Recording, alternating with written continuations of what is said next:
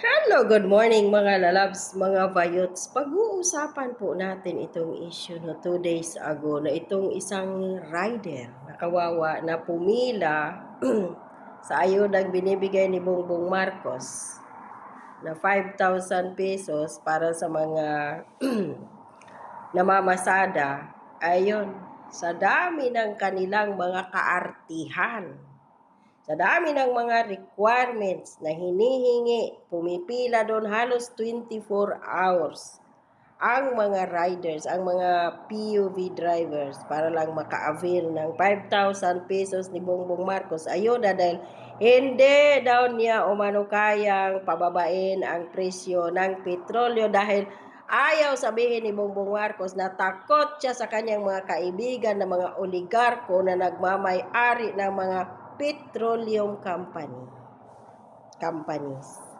Kaya yun. So, ang siste ngayon, magbibigay siya ng ayuda, kalahati nun siguro ipamimigay doon sa mga PUV drivers, pero yung kalahati nun, nanakawin na naman nila. Ayan. Basa kayo sa baba. Rider patay matapos pumila sa 5,000 ayuda. Isang 44 anyos na rider ang nasawi matapos umanong mawalan ng malay habang nakapila para sa cash relief assistance para sa motorcycle taxi at delivery rider sa Quezon City Memorial Circle nitong Sabado, Abril 18. Ayon sa mga ulat, agad na isinugod sa ospital ang lalaki ngunit idineklarang dead on arrival. Sa kumalat na video, makikitang sinubukan pang tulungan at i-revive ng kanyang mga kapwa rider ang biktima matapos itong mawalan ng malay habang nasa pila. Siguro pagod, gutom, naiihi, natatain na siguro to. Hindi makaalis dyan kasi baka mamaya kung aalis siya dyan kakain o kung ano pa man, masasalisihan siya sa kanyang pila. Ganito yung problema.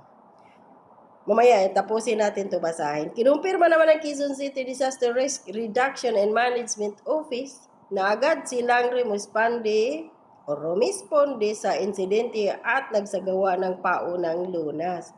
Sa ngayon, patuloy pang biniberipika ng lokal na pamahalaan ang iba pang detalye kaugnay sa insidente kabilang ang eksaktong sanhi ng pagkamatay ng rider. Hindi pa po ba obvious sa inyo na bakit namatay iyon? Ilang oras silang nakapila dyan, gutom, uhaw, pagod.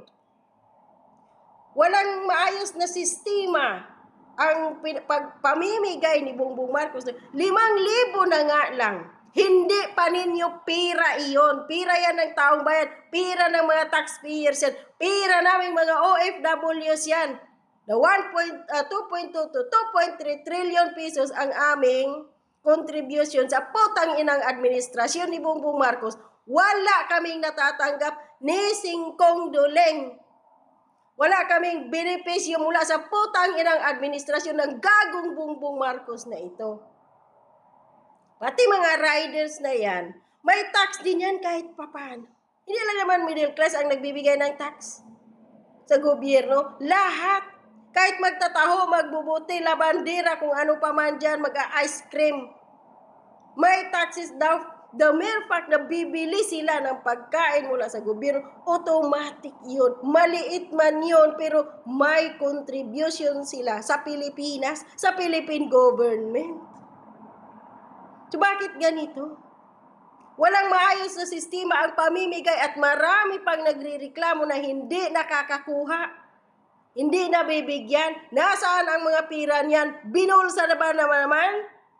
Ninanakaw na naman ba ng mga nasa ahensya ng gobyernong namimigay dito? Tanong lang naman. Wala kayong maayos na sistema. Magkano na nga lang yan eh.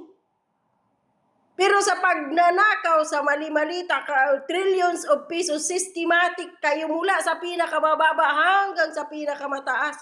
Kung paano nakawin ang pera mula sa National Expenditure Program ni Bongbong Marcos hanggang nagiging yung nagsagaa hanggang nagiging GAB. yung General Appropriation Bill. Systematic kung saan inilalagay ang mga pira sa kahit saang ahensya ng gobyerno. Pero pagdating dito sa mga riders, wala.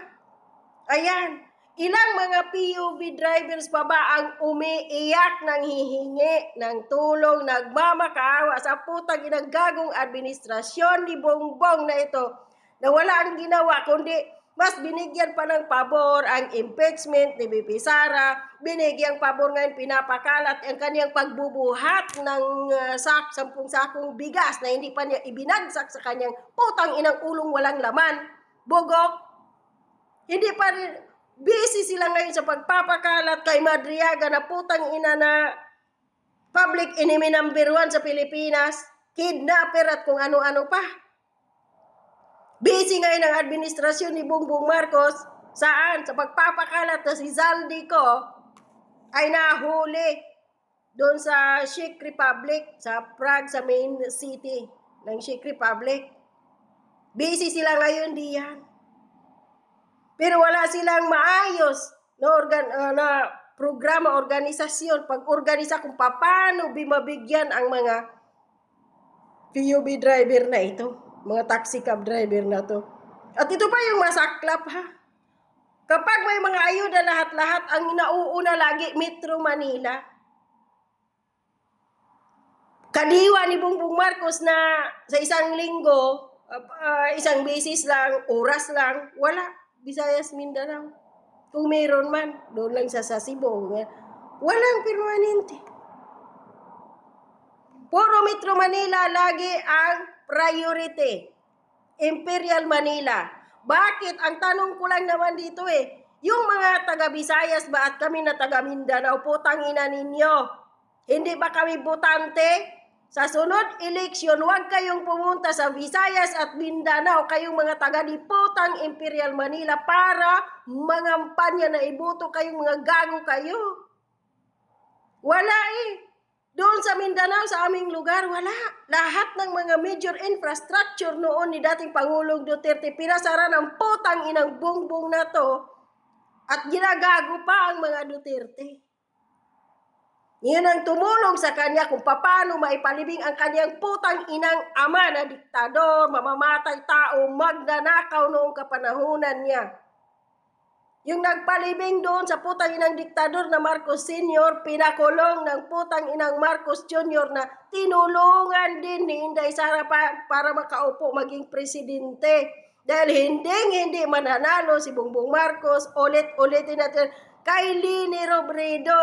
At proven pa yan mismo, si Amy Marcos na mismo ang nagsabing kailangan namin ng isang Duterte para manalo si Bongbong. Kaya pabalik-balik sila dun sa Davao.